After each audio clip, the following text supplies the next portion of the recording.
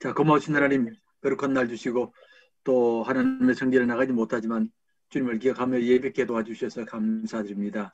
아버지 하나님, 저희들의 마음으로 드리는 예배 받아 주시옵고 날마다 우리의 마음속에 하나님의 성전이 되어질 수 있게 도와주시옵소서. 특별히 주님을 모시는 성탄절이 이제 곧 다가왔는데 우리 마음속에 주님을 영접하는 마음 갖게 도와주옵시고 우리 또한 황금과 유향과 모략으로 주님 모심을 축복하게 도와주시옵소서. 오늘도 말씀 대하게 하신 것 감사하고 예수님 이름으로 기도합니다. 아멘. 아멘. 창세기를 쭉 지금 하고 있는데 내용이 많기 때문에 간단하게 할 텐데 말씀드린 것처럼 우리가 이제 이게 그 제일 먼저 창세기에 세상의 창조가 나오는 건 특별한 의미가 있습니다. 그걸 꼭 기억하면 좋겠는데 물론 이제 세상이 이렇게 만들어졌다는 것을 일러주는 것도 중요하고요. 또 한 가지는 우리가 세상을 어떻게 보느냐를 아는 게 너무 중요합니다. 세상에 살면서 세상을 어떻게 보느냐를 모르면 우리가 세상에 대해서 잘못된 마음을 가질 수 있거든요.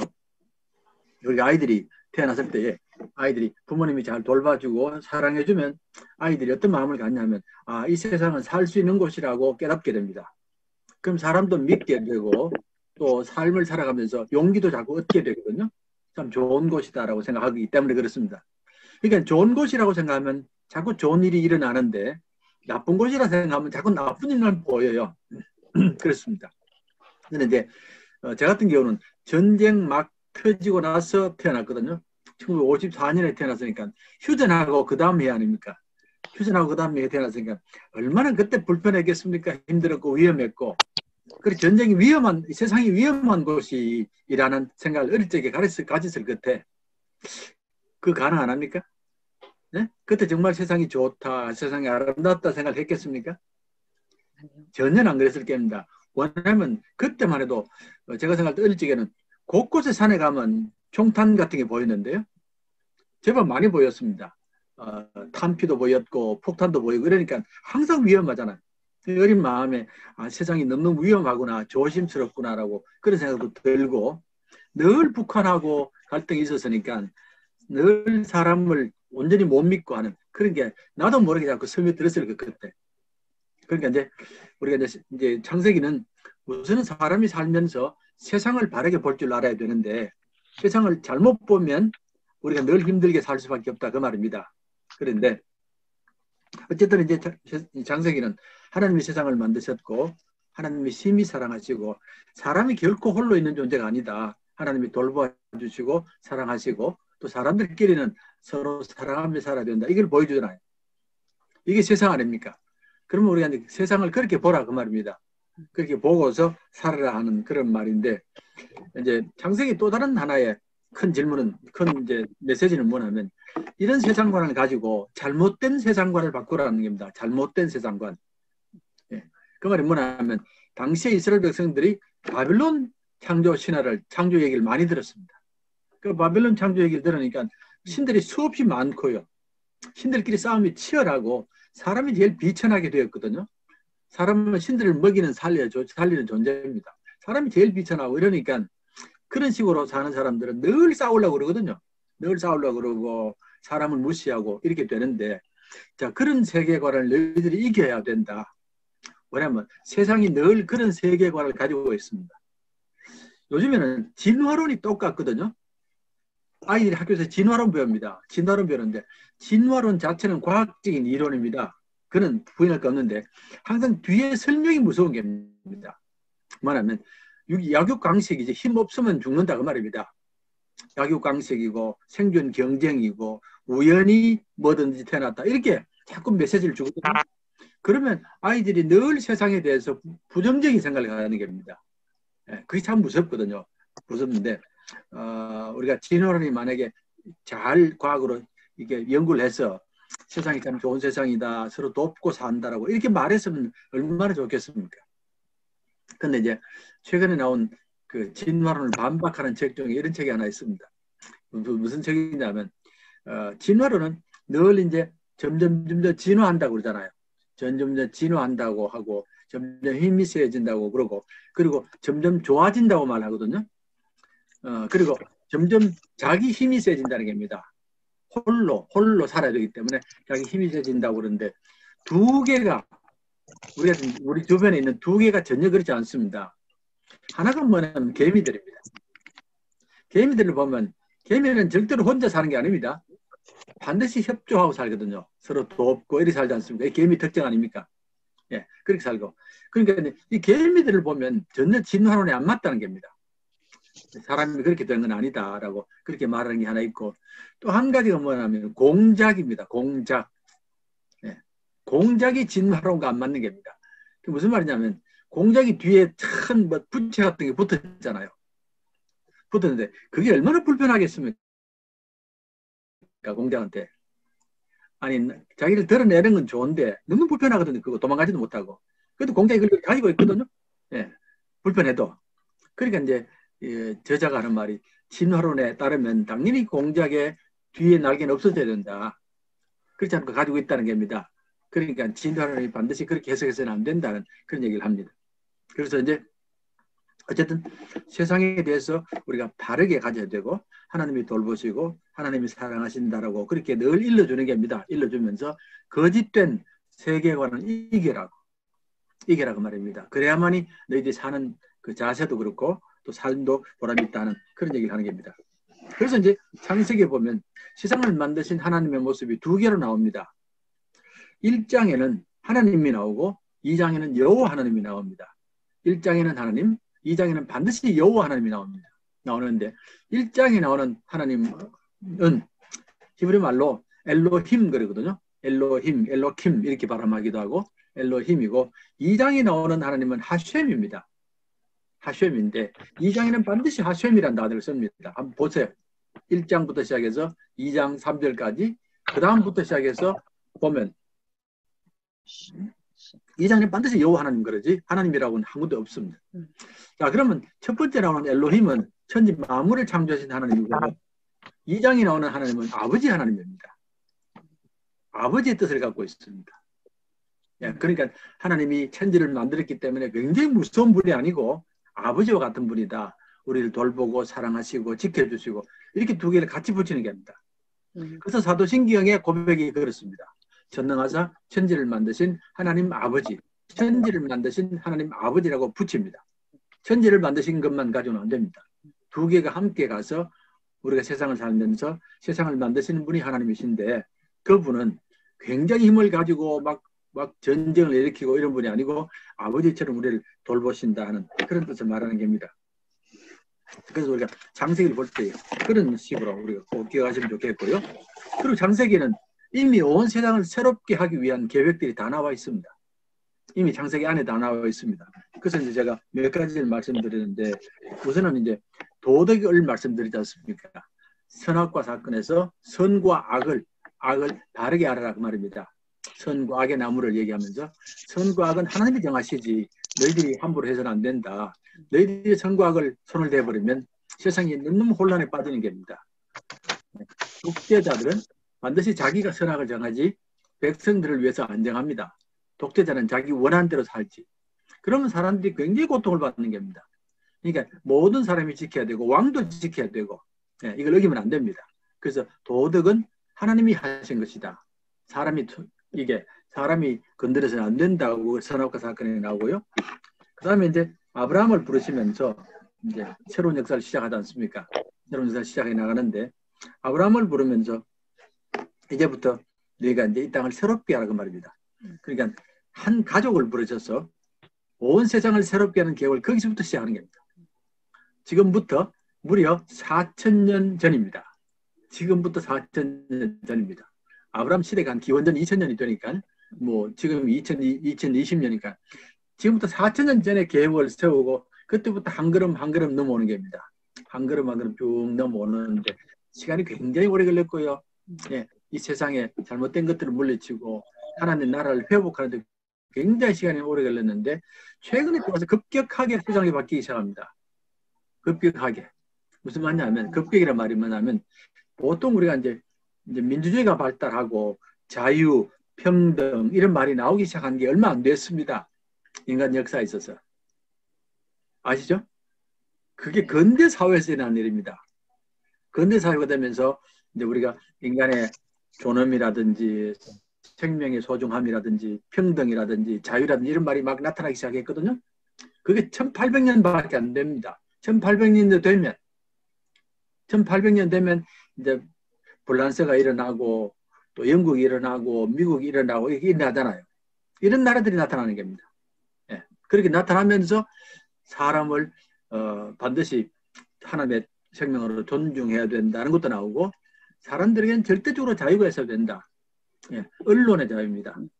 언론의 자유인데 성경에서도 제일 중요하게 여기는 것 중 하나가 뭐냐면 사람들에게 말하는 자유가 있어야 되거든요. 사람에게는 그렇습니다. 이 창세기에 나오는 얘기거든요. 예. 하나님께서 이제 호흡을 주시고 하니까 사람의 생명이 된지라 그랬습니다. 생명이 된지라. 그 말 기억나시죠? 예. 생명이 된지라는 말인데 그걸 히브리 사람들은 어떻게 번역하냐면 사람이 말하는 존재가 되더라. 말하는 존재가 되더라는 겁니다. 예. 그 참 중요한 말입니다. 구약 시대는. 왜냐하면 하나님이 말하시는 하나님이거든요. 우리 하나님은 말하시는 하나님입니다. 그러니까 하나님과 교통하기 위해서 사람이 말을 할 수 있어야 되지 말을 안 하면 사람과 하나님이 교통이 안 되는 겁니다. 그래서 말이 굉장히 중요한데 그러니까 하나님께서는 절대로 사람들에게는 말의 자유가 있어야 된다. 예, 말의 자유를 묶어버리면 사람이 사람 구실을 못합니다. 예, 우리 옛날에는 참 말을 조심할 때가 많았지 않습니까? 그렇시죠. 굉장히 조심해야 되는데 뭐 만약에 대통령을 욕하면 큰일 나고 그랬거든요. 요즘은 안 그렇습니다. 요즘에는 자유롭게 말을 하거든요. 대통령도 마음대로 비판하고 막 그리 하잖아요. 예. 요즘 이제 그뭐 유튜브 같은 거 보면 사람들이 막 대통령 욕하는 거 보면 아이고 깜짝깜짝 놀랄 정도로 욕을 하는데요. 예. 그러다 잡혀 들어가면 어떡하노 싶었는데 이게 이제 말의 자유가 있어서 그렇습니다. 예. 그렇게 하거든요. 그러니까 이제 절대로 말의 자유를 중요하게 여기야만이 사람이 사람답게 되는 겁니다. 그래서 자유를 쭉 시작했는데 하나님께서 아브라함을 부르셔서 이제 자유의 먼 길을 걷게 하는 겁니다. 이제부터 너희들이 이 땅에 자유를 심어야 된다라고 그렇게 말씀하셨고요. 그리고 이제 창세기 18장 19절을 보면 하나님께서 아브라함을 부르신 목적을 분명히 말합니다. 내가 의와 공도로 세상을 다스리기 위해서 의와 공도란 말씀입니다. 예. 이게 우리 자칫하면 그냥 지나가는 말인데 정의와 공적인 도로 세상을 다스려야 되지 절대로 무력은 안 된다. 예, 무력을 해서는 안 된다고 그렇게 말하는 겁니다. 그러니까 이제 그 당시로서는 모든 나라가 무력으로 나라를 다스렸거든요. 전부 무력입니다.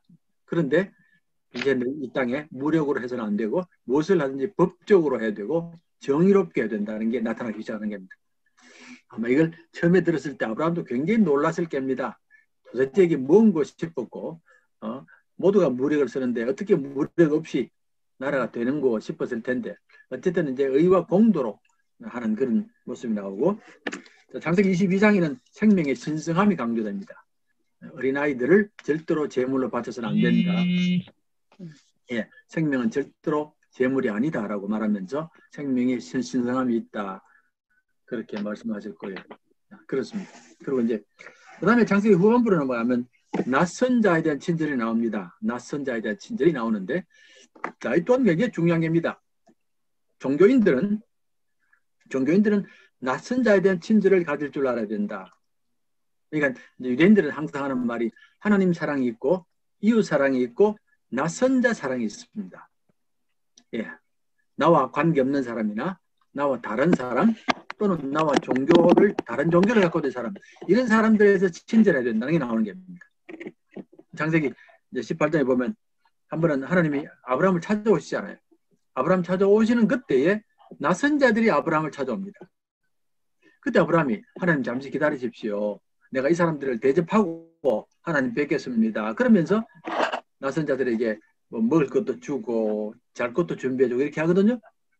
이게 이제 중요한 의미가 뭐냐면은 종교는 항상 자기 편 위주입니다. 이게 종교가 참 무서운 겁니다. 늘 우리 편 위주고 우리 밖에 있는 사람들을 거의 죄악시해버립니다. 어떤 면에서는 사탄처럼 되어버립니다. 그 이해가 되시죠? 예, 우리 종교를 믿지 않는 사람들을 죄인 취급하고 사탄 취급을 하거든요. 그러니까 그 사람들을 멸시해도 괜찮고 심지어 죽여도 괜찮을 때가 있습니다. 종교가. 이게 참 종교가 무서운 일인데 그래서 전쟁 중에 제일 무서운 전쟁이 종교 전쟁입니다. 이보다 무서운 전쟁이 없습니다. 왜냐하면 종교 전쟁은 다른 사람을 죽여놓고 찬송을 부르기 때문에 그렇습니다.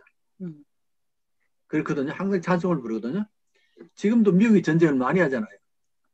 미국 요열히 전쟁을 많이 합니다. 많이 하는데 미국은 전쟁을 해놓고 항상 뭘 얘기하냐면 우리가 하나님 뜻을 이룬다고 그러거든요. 그럼 교인들이 다 찬송한다니까요. 그 사람을 죽여놓고 그런 일을 하는 겁니다. 이게 이제 종교의 굉장히 그 큰 위험한 모습입니다. 예. 그러니까 너희들을 하나님의 자녀로 삼은 것은 믿지 않는 사람들을 구원하기 위함이지 그들을 죽이기 위함이 아니거든요. 근데 많은 교인들이 믿지 않는 사람들을 멀리하고 저 사람들을 잘못되게 하는 게 우리의 사명처럼 생각하는 게 이게 이제 문제입니다. 그래서 처음부터 아브라함은 낯선 자에 대해 친절을 가르치는 겁니다. 이제 너희들이 애굽에 끌려갈 수도 있고 뭐 이래 여러 가지 어려움을 당할 수 있는데 그 사람들을 참 친절하게 대하는 것을 배워야 된다. 그래야만이 종교가 전쟁을 일으키지 않는다는 그 말입니다. 그래서 이제 그런 것들이 있다는 것도 꼭 기억하면 좋겠고요. 자, 창세기 25장에 보면 이제 거두라 사건이 나옵니다. 제가 이제 설교에 한번 했기 때문에 여러분들 기억을 하실 텐데 이건 참 불편한 얘기 아닙니까? 아브라함이 사례가 죽고 거두라라는 후처를 드립니다. 거두라라는 후처를 드리고 그 거두라에서 자식이 많이 태어나는 거 아시죠? 많이 태어납니다. 상당히 많이 태어났는데 자, 그럼 이 거두라가 누구냐 그 말입니다. 거두라가 도대체 누구냐? 그리고 어떻게 아브라함이 후처를 둘 수 있느냐는 그 질문이 항상 나옵니다. 나오는데 우리 교인들은 그거를 없는 것처럼 생각하고 지나가 버립니다. 네. 그냥 지나가 버리지 깊이 생각하는 사람은 없습니다. 없는데 자, 구약을 연구하는 사람들은 이걸 그냥 못 지나가거든요. 반드시 이걸 풀어야 됩니다. 풀어야 되는데 그 단서를 어떻게 푸느냐 하면 아브라함이 나중에 죽을 때에 그 장례식에 이삭과 이스마엘이 함께 있습니다. 이삭과 이스마엘 함께 있고 그 성경에 보면 그 아들들이 나옵니다. 그 아들들이 제가 18장 읽어드릴까요? 제가 25장이고 예. 창세기 25장 보면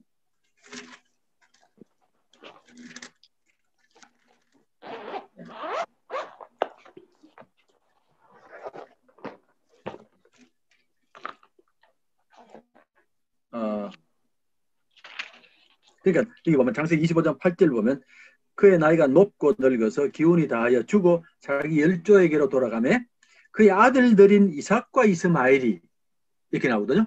그의 아들들인 이삭과 이스마엘이 그를 마므레 앞 헷족속 소할의 아들 에브론의 밭에 있는 막벨라 굴에 장사하였으니 그랬습니다. 막벨라 굴에 장사하거든요.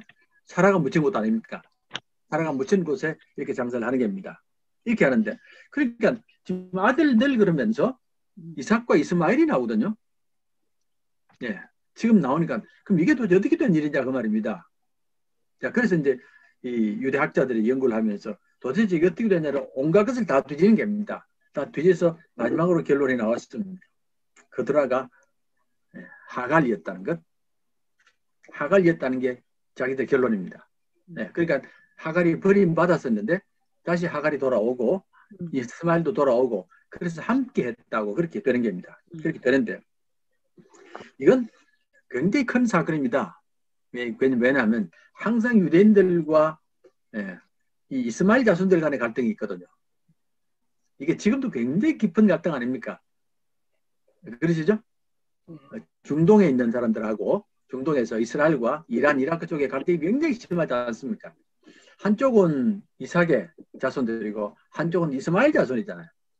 여기 둘의 갈등이 늘 깊은 겁니다. 그런데 지금까지 성경을 대할 때에 이 문제를 안 풀었기 때문에 늘 싸우는 겁니다. 그러니까 이삭의 자손과 이스마엘의 자손이 늘 싸우고 이렇게 되는데 성경을 만약에 아까 말씀드린 것처럼 거두라를 만약에 하갈이라고 생각하면 싸워서는 안 됩니다. 오히려 형제인데요. 함께 살았던 형제이기 때문에 그러면서 큰 의미가 있다라고 그렇게 말씀드리고 그 다음에 창세기 32장 가면 야곱의 사건이 벌어집니다. 드디어 이제 참 우리가 잘 아는 야곱 사건이 벌어지게 되는데 야곱이 이제 그 몇 년간 있었다고요? 라반의 집에 라반이 몇 년간 계산이 안 나옵니까? 네. 7년을 레아를 위해서 일했고 또 7년을 라헬을 위해서 일했고 전체로 22년입니다. 전체로 22년 일했거든요. 22년을 잘 기억하면 좋겠는 게 뭐냐면 요셉이 아버지를 만날 때 나중에 야곱을 아버지 만나잖아요. 그것도 22년입니다. 네, 그러니까 야곱이 돌아온 것도 22년이고 요셉이 아버지를 만나는 것도 22년입니다. 뭐 우연인지는 모르겠는데 돌아왔는데 돌아오기 전날 밤에 그 기도하잖아요. 밤중에 기도하면서 몸부림치고 할 때 그때에 누군가와 이렇게 씨름하지 않습니까? 네.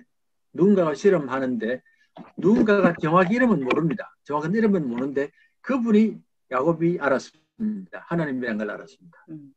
왜냐하면 그 다음날 아침에 그 자리를 버니엘이라고 그랬거든요. 하나님의 얼굴이란 말입니다. 버니엘. 내가 하나님의 얼굴을 봤다는 겁니다. 그렇게 이제 하는데 자 그래서 거기서 야곱의 이름이 바뀝니다. 이스라엘이라고 이렇게 바뀌게 되고 예, 그렇게 되는데 그러면 그 밤에 씨름한 게 뭐냐라고 할 때에 그 씨름이 바로 야곱이 자기 자신을 발견하는 씨름입니다. 기억나시죠? 제가 한두 번 말씀드렸는데 야곱이 비로소 그날 밤에 하나님과 씨름하면서 자기 자신을 발견한 겁니다. 무슨 말이냐면 야곱은 지금까지 늘 형을 따라 살았고 형을 이기려고 살았습니다. 예, 자기 삶의 목적이 형을 이기는 겁니다. 형이 가진 걸 나도 가져야 되고 형처럼 부자가 돼야 되고 그렇게 해서 오로지 사는 겁니다. 자 그런데 그게 나쁜 건 아닙니다. 그래서 잘 살았으면 됐지 싶은데 자기 삶이 다르다는 걸 몰랐습니다. 나는 저렇게 살아서는 안 되고 나는 다른 축복이 있다는 걸 몰랐는 겁니다. 무슨 말이냐면 하나님의 언약의 축복이 야곱에게 주어졌잖아요. 형에게 주어진 게 아니고 야곱에게 주어졌습니다. 근데 형은 장자권을 가지고 있고 형은 세상 사람처럼 재물이 많았습니다. 많았고 그랬는데 자기는 하나님의 언약의 백성 아닙니까? 아브라함, 이삭, 야곱으로 내려가잖아요. 하나님 언약의 백성에게는 두 가지 축복이 있습니다. 우리도 마찬가지입니다. 그럼 뭐겠습니까? 하나님 언약의 백성들에게 약속하신 두 가지 축복이 있습니다. 아브라함을 생각해 보면 되는데 하나님이 아브라함을 부르시면서 축복을 약속하셨거든요. 구체적으로 두 가지를 약속합니다. 하나는 내 자손들이 하늘의 별처럼 그죠? 바다의 모래처럼 많을 것이다. 자손 약속이 하나 있습니다. 두 번째는 가나안 땅을 약속합니다. 내가 어느 땅으로 가거라 하는 땅과 자손 약속을 합니다. 이게 언약의 백성이 갖는 축복입니다. 예, 그러니까 지금 이 형 에서가 가지고 있는 축복은 세상 사람들이 가지고 있는 축복들이고 형의 축복이고 야곱은 자기 축복이 다릅니다. 다른데 야곱이 지금까지 형만 바라보고 형처럼 되려고 몸부림쳤던 겁니다. 자기가 없잖아요. 자기 축복을 갖지 못하고 그랬습니다. 그래서 이름이 이스라엘로 바뀌면서 그 다음날 형을 만날 때에 형에게 다 줘버립니다. 자기 가진 걸 다 줘버립니다. 네. 이제 나는 내 축복을 따라가겠습니다. 내 삶을 살겠다 그 말입니다. 그래서 이스라엘이 이름이 됩니다. 이름이 되고 나중에 나라가 만들어졌을 때에 나라 이름을 이스라엘로 정합니다. 그래서 지금 이스라엘 아닙니까? 네. 아니 사람 이름을 붙이려면 당연히 제가 생각할 때는 다윗이 되어야 되는데요. 이스라엘이 나왔습니까? 제가 생각할 때는 당연히 다윗이 되어야 됩니다. 그런데 이 백성이 이스라엘을 붙이거든요. 야곱을 붙이는 겁니다. 왜 그러냐고 말할 때 우리 민족이 다름을 지키기 위해서 우리 민족은 세상 나라와 같아서는 안 됩니다. 네. 그러니까 야곱이 몸부림치면서 자기를 발견한 것처럼 우리는 우리의 모습을 찾아야 되지 결코 세상 사람처럼 살아서는 안 된다는 것을 밝히기 위해서 이스라엘로 정했다고 그렇게 말합니다. 그러시죠? 그래서 이스라엘이 나라의 이름이 되어버렸습니다. 하나님과 사람과 겨루어 이겼다라고 하는 건 자기 자신을 찾았다는 그 말입니다. 그 다음에 이제 어딘지 아시죠? 6번에 2번 보면 오늘 설교했던 내용이 나옵니다. 운명의 고대 종교의 기능입니다. 모든 종교들이 하는 일이 운명의 변덕과 사회의 불의와 힘의 승리와 삶의 허무함과 타협하게 하는 것, 화해하게 하는 겁니다. 이게 종교들이 하는 일입니다. 불교 스님들이 항상 왕들하고 노세요. 왕들하고. 아닙니까? 불교 스님들이 왕들하고 놉니다. 왕들하고. 옛날에 유명한 스님들이 전부 왕의 친구들 아닙니까? 이렇게. 무학대사도 그렇고 많이 있잖아요. 그러니까 그 사람들은 항상 정책과 같이 갑니다. 힘 있는 사람과 같이 움직인다. 그 말입니다. 그런데 기독교는 아니거든요. 기독교는 힘없는 사람 편입니다. 철저하게 힘없는 사람 편입니다. 힘없고 가난한 사람들. 그 사람들 편입니다. 그러니까 이제 그 이스라엘이 이제 출애굽할 때에 하나님께서 백성 편을 들잖아요. 노예 편을. 바로 편을 드는 게 아니고. 그리고 애굽에 있는 모든 신들은 모두가 다 바로 편입니다. 바로를 축복하고 바로와 함께 하지 백성 편을 안 듭니다. 애굽에 신들이 수없이 많은데 그 모든 신들은 왕편이지 백성 편이 아닙니다. 근데 하나님은 백성 편을 드시거든요. 그 백성도 제일 천한 백성들 아닙니까? 노예들이니까 그렇게 하는데 그래서 어쨌든 고대 모든 종교들이 모두가 다 높은 사람 편을 드는 겁니다. 높은 사람 드는데 자 그게 왜 그러냐면 그랬습니다. 제가 이제 운명의 변덕과 화해하라 그랬지 않습니까? 예. 이게 이제 우리나라 말로 말하면 팔자소관이라고 말입니다. 팔자소관. 팔자소관이니까 그냥 살아라 그 말입니다.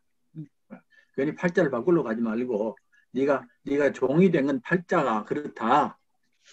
옛날 우리 어른들은 팔자란 말을 많이 했는데요. 많이 안 했습니까?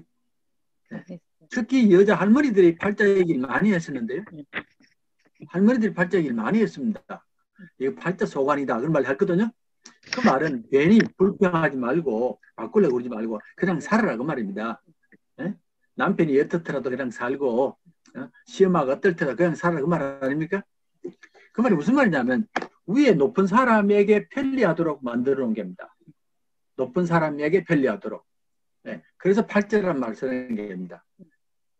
그럼 밑에 사람들은 이건 한거해봐야 소용없고 오히려 한거하면 안 된다고 생각하는 겁니다. 이게 이제 바로 운명의 변덕이란 말입니다. 운명에 따라 산다는 그런 말이거든요. 사회가 불의해도 그냥 팔자처럼 사는 겁니다. 기회 바꾸려고 생각하지 않고. 자, 이런 것들이 쭉 일어나고 있는데 기독교는 그렇지 않습니다. 기독교는 의와 자유와 평등을 위하여 싸워야 합니다. 의를 위해서 싸워야 되고 평등을 위하여 싸워야 되고 자유를 위하여 싸워야 합니다. 그 말입니다. 그래서 이제 제가 잠시 말씀드렸는데 1789년에 불란서 혁명이 크게 일어나지 않습니까? 불란서 혁명이 일어나고 곧 영국 혁명이 일어나고 미국 혁명이 일어나거든요. 이런 세 나라가 공통점이 있습니다. 이 세 나라가 이제부터 우리는 성경의 원칙을 따라가겠다는 겁니다. 성경의 원칙을 따라가면서 삼권 분립을 만들어버립니다. 입법, 사법, 행정, 삼권 분립을 만들어버리고 이제는 자유를 앞세우겠습니다. 평등이란 말이 그때 본격적으로 나옵니다. 처음으로 나옵니다. 인간 역사에 있어서. 옛날에는 평등이 없습니다. 옛날에는 평등이 없습니다. 어떻게 왕과 백성이 평등합니까? 말도 안 되는 소리지. 종교들도 다 옛날 왕을 따라갔거든요. 대표적으로 뭐 힌두교가 지금도 그렇지 않습니까? 힌두교는 상하가 있거든요. 제일 높은 층이 뭔지 아시죠? 승려. 승려가 제일 높습니다. 그 다음이 왕족들 아닙니까? 꼭 이렇게 내려가는 겁니다. 이렇게 내려가고 일반 사람이 제일 밑에 내려가거든요. 이게 엄격하게 되어 있습니다. 제가 지난번에 말씀드렸는데 기억할지 모르겠는데 저는 석가모니가 원래 왕족 아닙니까?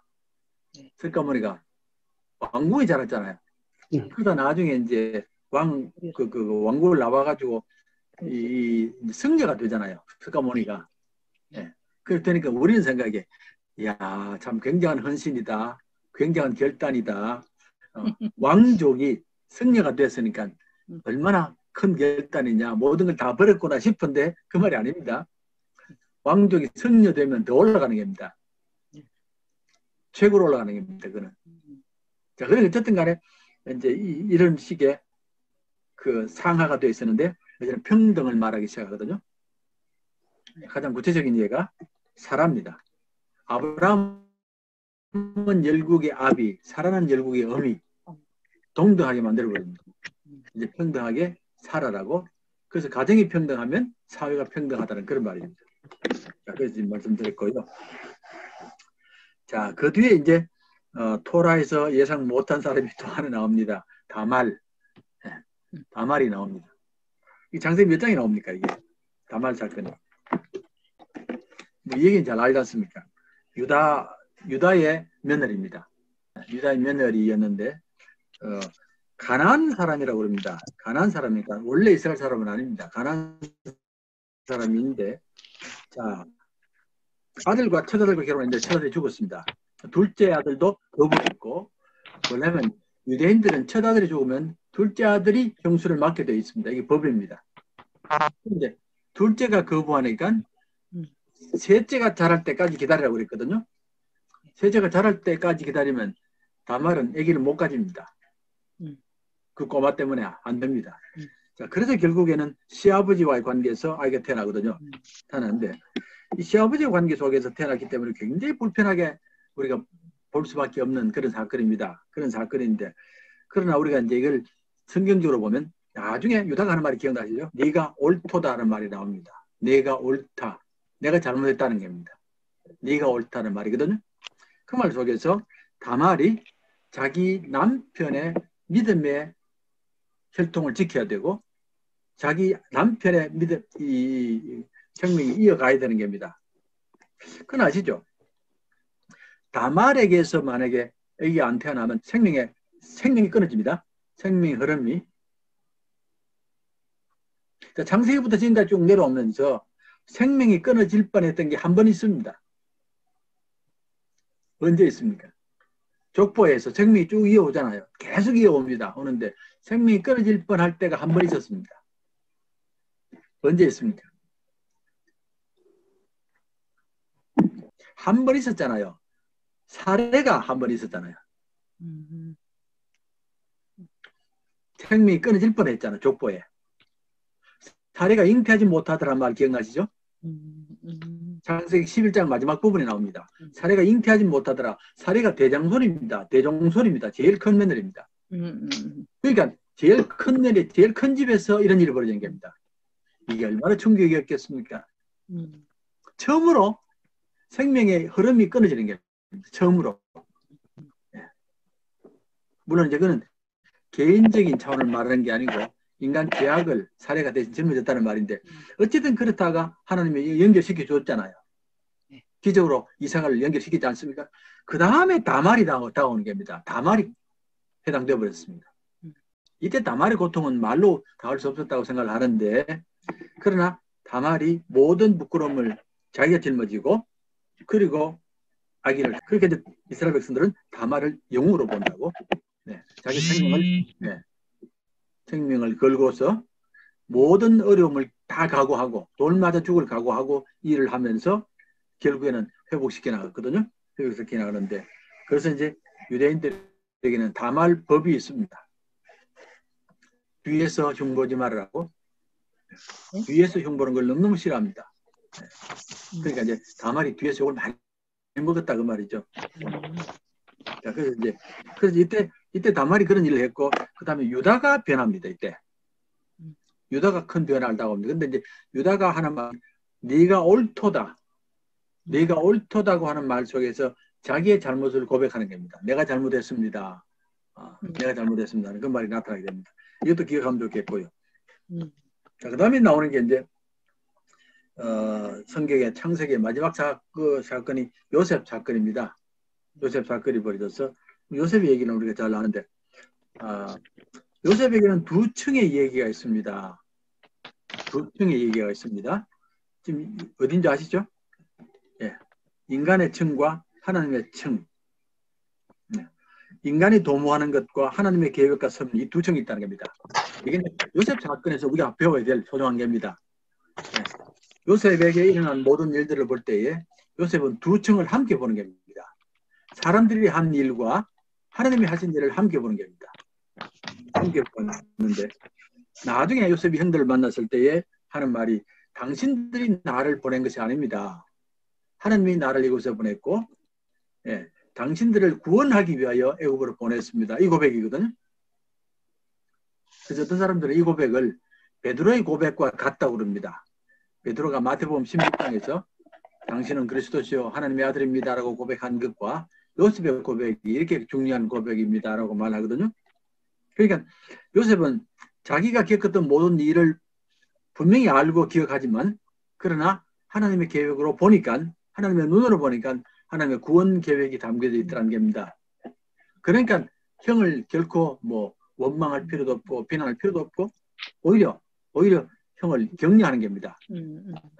하나님께서 보내신 일이다. 당신들은 하나님의 도구로 쓰임 받았다. 이게 얼마나 좋은 말입니까? 네. 이렇게 되면 모두가 용서받는 겁니다. 네. 자기도 분노해서 용서받고 형들도 죄책감에서 용서받고 화해가 되는 겁니다. 이게 참 큰 사건 아닙니까? 네. 그래서 성경에는 처음으로 용서가 나옵니다. 요셉이 처음으로 용서란 것을 이 땅에 펼치기 시작합니다. 예, 그러니까 옛날에는 항상 복수거든요. 보복입니다. 항상 복수로만 가능했는데 이제 용서가 나오는 겁니다. 왜냐하면 하나님의 사건으로 보기 때문에 그렇습니다. 네. 이거 참 귀한 일 아닙니까? 저도 목회하면서 네, 제가 늘 기억하는 게 이 말입니다. 당신들이 나를 괴롭게 하는 게 아닙니다. 네, 하나님이 하시는 일입니다. 늘 그렇게 생각하고 조금 덜 미워지는데 그렇죠. 조금 덜 분하고 네. 마음속에 미움이 남아있긴 남아있습니다. 네. 남아있어도 그러면 좀 덜 미워지는데 근데 덜 미워지는 게 중요한 건 아닙니다. 왜냐하면 지금까지 살면서 항상 그렇구나 하나님이 딴 일이 있었구나라고 다른 일이 벌어지기 때문에 그렇습니다. 네.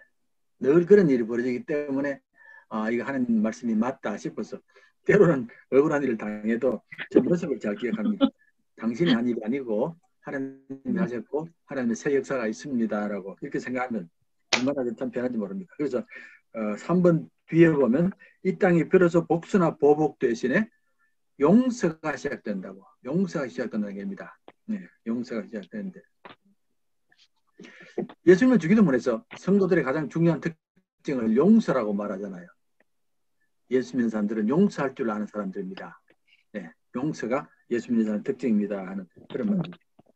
그래서 밑에 유다가 하는 말이 그는 나보다 옳도다 그랬습니다. 그는 나보다 옳다. 유다는 자기의 죄를 고백하고 회개했고 또 요셉은 또 그 사람들을 용서로 품었는데 나중에 유다가 크게 되는 거 아시죠? 유다가 그 사건 뒤로 굉장히 크게 됩니다. 네. 요셉을 팔 때 유다가 돈 받고 팔자고 그랬잖아요. 돈 받고 팔자고 했던 사람이 유다입니다. 유다인데 나중에 유다는 남왕국의 나라 이름이 됩니다. 남유다가 되거든요. 북이스라엘. 예, 그러니까 이스라엘 백성들에게 참 큰 인물이다라고 그렇게 됩니다. 그러니까 이제 이렇게 되는 것은 아마 다말 사건을 통해서 자신의 잘못을 고백하고 회개하고 그렇습니다. 그래서 유다는 토라 구약 성경에서 처음으로 뭐 하는 사람입니까? 유다는 처음으로 회개하는 사람입니다. 회개하는 사람. 요셉은 용서하는 사람으로 나오고 유다는 회개하는 사람으로 나오고. 그래서 이제 이건 이 땅에 회개라는 것이 나타나기 시작하고 용서라는 것이 나타나기 시작하고 그래서 사람이 살거든요.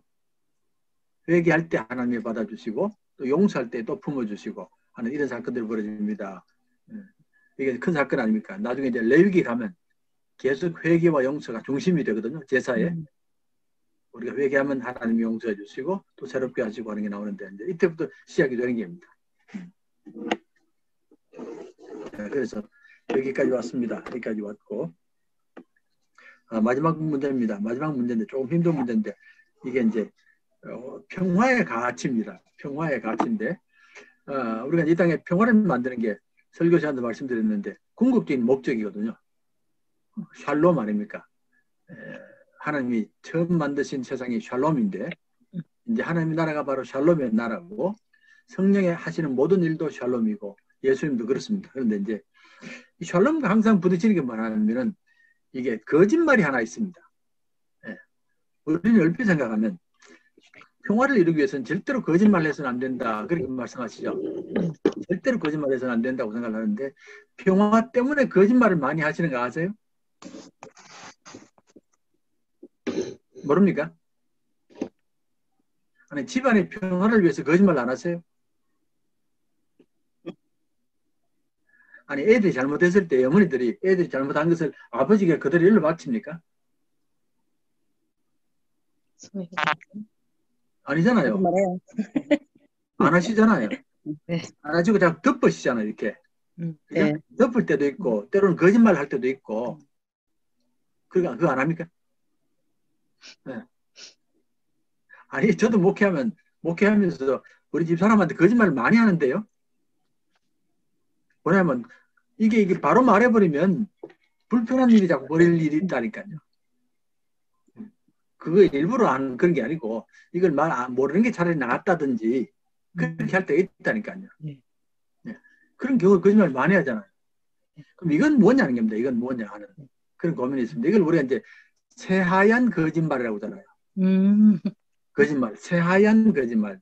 영어로 white lie란 말입니다. 새빨간 거짓말이 있고 새하얀 거짓말이 있잖아요. 네? 그리고 대표적으로 이제 우리가 성경을 보면 십보라와 부하가 네, 유대인 아이들을 살리지 않습니까? 산파들이. 그때 거짓말 하잖아요. 거짓말 하면서 생명을 살리지 않습니까? 그건 거짓말입니다. 우리가 이스라엘 여인들이 가기 전에 벌써 애기 낳아버려서 그렇습니다. 그렇게 거짓말 하거든. 그런 것들이니까 이제 고민인데 우리는 당연히 거짓말은 안 된다고 믿으시죠? 절대로 안 된다고 믿습니다. 그런데 실제로는 거짓말을 종종 한다니까요. 하는데 그러면 원칙적으로 거짓말이 나쁘다는 걸 우리가 압니다. 아는데 그러나 이런 경우에 어떻게 해야 되느냐는 고민이 있는 겁니다. 그 답을 가지고 있어야 됩니다. 그래 좀 양심의 가치가 덜 받지. 제가 지금 이제 여기 보면 뭘 했냐면 어떤 가치가 최고의 가치냐, 제일 중요한 가치냐라고 말할 때에 세 가지가 있거든요. 공산주의에게 제일 중요한 가치는 평등입니다. 평등이거든요. 공산주의는 항상 평등을 말합니다. 자본주의의 제일 큰 가치는 뭐겠습니까? 자유. 자유고요. 예, 자유가 제일 중요합니다. 우리가 지금 자본주의를 말할 때 항상 자유를 먼저 말하거든요. 자유민주주의를 말하는 겁니다. 자유가 빠져버리면 자본주의가 무너져 버립니다. 민주주의에는 종류가 많습니다. 인민민주주의도 있고요. 사회민주주의도 있고 종류가 많습니다. 자본주의가 가지고 있는 민주주의는 자유민주주의입니다. 이렇게 되는데 칸트는 진리라고 그러거든요. 이 말이 맞잖아요. 진리라고 말하기 때문에 어떤 경우도 거짓말해서는 안 된다고 말합니다. 어떤 경우도 안 됩니다. 우리는 이걸 가지고 있거든요. 우리가 진리가 보편적이기 때문에 어떤 경우도 거짓말해서는 안 된다고 믿고 있기 때문에 우리가 이제 새하얀 거짓말을 할 때는 불편한 겁니다. 근데 새하얀 거짓말 안 하면 또 크게 어려움을 당하거든요. 생명이 위험할 때는 어떤 데는 거짓말 하지 않습니까? 자, 그런데 당연히 유대인도 진리가 근본 가치입니다. 진리가 중요하다는 말인데 최고의 가치는 유대인들에게는 평화입니다. 유대인들의 최고의 가치는 평화입니다. 만약에 평화를 위한 것이라면 필요하다면 거짓말이 가능하다는 겁니다. 이게 좀 고민해야 할 문제입니다. 좀 고민할 문제인데 마음 놓고 거짓말 하란 말이 아니고요. 네. 무슨 말이냐면 전쟁을 하면 항상 우리는 진리를 앞세우지 평화를 없애는 법이 없습니다. 전쟁을 하면. 그러니까 저 사람들이 나쁘다는 겁니다. 그래 백성들이 전쟁에 참여하지. 저 사람들이 나쁘고 내가 맞다는 말 이렇게 말하지. 우리가 전쟁하는 건 평화를 하기 위해서 한다. 그건 아닙니다. 이해되시죠? 네. 진리라는 게 당연히 중요한 겁니다. 당연히 중요한 건데 그러나 진리만 따라가면 심지어는 전쟁에 사용될 때도 많습니다. 그래서 유대교 같은 경우는 생명을 구하고 평화를 위해서는 새하얀 거짓말이 가능은 하다고. 가능은 하다고 하는 그런 말입니다. 이 말이 불편할지 위로가 될지 됩니다. 모르겠습니다. 저한테는 위로가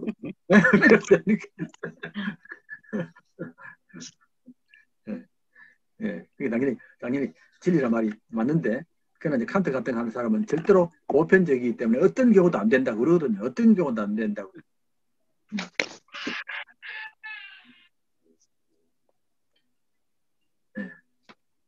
제가 우리 장신대 학장하셨던 분 중에 박창환 목사님이라고 계세요. 박창환 목사님이 몇 주 전에 돌아가셨는데 99세인가 100세로 돌아가셨어요. 박창환 학장님 돌아가셨는데 이분이 굉장히 고지고대로 하는 분입니다. 네. 한번 성지순례를 가는데 이분이 학생들 데리고 성지를 갔거든요. 성지를 갔는데 애굽을 건너가기도 했다고 그래요. 애굽을 건너가면 국경에서 이제 거기서 이제 여권 조사를 하지 않습니까? 네. 여권 조사를 하는데 이 사람들이 여권 조사하면서 돈을 요구를 하거든요. 돈을 요구합니다. 돈을 요구를 하는데 이제 선교사들이 미리 말을 합니다. 학장님 국경 가면 이 국경 수비대가 여권을 보면서 돈을 요구하니까 돈을 조금 갖고 계십시오. 그래야 됩니다. 얘기해줬거든요. 근데 이제 이분이 거기 가서 돈을 요구를 하더랍니다. 하니까 못 준다고 내가. 못 준다고 버틴 겁니다. 못 준다고 버티니까 아무도 못 가는 겁니다. 학생들 전체가 다 못 가는 겁니다. 그러니까 이분이 하루 종일 안 준다고 버틴 겁니다. 그래서 그 다음날까지 버틴 겁니다. 할 수 없이 이제 그 국경에서 보내주더랍니다. 문제는 스케줄이 다 바뀌어버렸답니다. 스케줄이 다 엉망이 되어버려가지고 하루 종일 그러니까 손해가 무지하게 많이 났다고. 왜냐면 그 호텔 가서 자야 되는데 자기도 못하지. 다 캔슬해야 되지 뭐. 그런데 그 내가 야 참 고민이다. 저걸 어떻게 해야 되노. 차라리 돈을 몇 번 줘버리지. 그 사람들이 진실하게 살기까지는 시간이 많이 걸리잖아요. 안 그렇습니까? 네. 우리는 옛날에 거짓말 많이 안 했습니까? 우리도 많이 했는데. 자, 그렇습니다. 그래서 이제 우리가 창세기를 이렇게 마치겠는데 정리해드리면 어쨌든 이제 창세기의 중요한 메시지는 세상을 바라보는 본보는 눈이 중요합니다. 세계관 보는 눈인데 이건 참 기독교의 위대한 유산입니다. 세계관을 미리 말해주거든요. 온 세상이 이렇다라고 미리 말해주고 그리고 거짓 세계관에 홀리지 말고 유혹당하지 말아라. 너희들이 바른 세계관을 가지고 세상을 바르게 회복돼야 된다고 말씀하셨고 나중에 예수님이 너희가 세상의 빛이라는 말 나오잖아요. 세상의 빛이라는 말은 내가 세상을 밝혀야 된다는 그런 말과 함께 연결되어 있습니다. 그래서 창세기를 그렇게 보면 되고 다음 주 출애굽기로 들어갑니다. 네. 출애굽기를 또 읽어 놓으시면 좋겠습니다. 읽어 놓고. 네, 수고하셨습니다. 수고하셨습니다. 감사합니다. 수고하셨습니다. 박영섭 장모님은 안 들어오셨네? 안 보이시네. 아, 예. 그래.